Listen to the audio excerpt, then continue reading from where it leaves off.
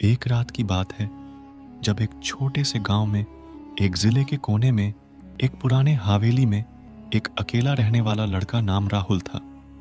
उस हवेली में अनजान रहस्यमय माहौल था जो गांव वालों को डराने के लिए काफी कुछ कहता था। राहुल कभी भी उस हवेली के पास से नहीं गुजरता था, लेकिन एक रात उसने अपनी दोस्तों के साथ एक जुआ मेले में शामिल होने का निर्णय किया। जैसे ही वे वापस घर की ओर चले, उन्हें हवेली के पास से गुजरना पड़ा।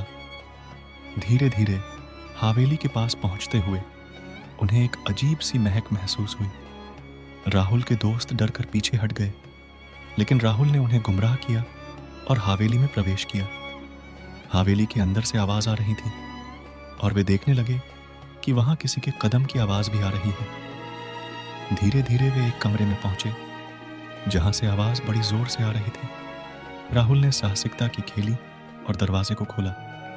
वहां पर वह एक पुराने संगीन जामदानी के आधे बचे रहस्यमय खजाने के साथ मिला।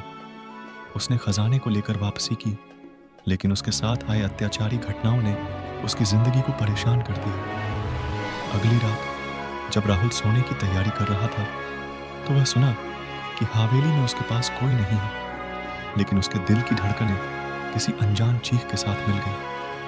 वह उठा और देखा कि उसके पास कोई नहीं है, लेकिन जब उसने वापस सोने की कोशिश की तो उसने फिर से वही आवाज सुनी। वह अपने बिस्तर से उठा और उसी आवाज के पीछे चला। आवाज उसे हवेली के अंदर ले गई, जहां वह खजाने का खुला दरवाजा देखा। राहुल ने उसे खोला और उसने देखा कि खजाने के आसपास वास्तव में कोई नहीं था, लेकिन जब वह खजाने की दिशा में देखा तो वहां पर उसका रिफ्लेक्शन था, जिसने उसे डराया। और उसका रिफ्लेक्शन उसे कह रहा था, तू मेरे खजाने को छूने की कोशिश मत कर। राहुल की आंखें फिर से खुल गईं और उसने अपने आप को अपने बिस्तर पर लेटते हुए पाया।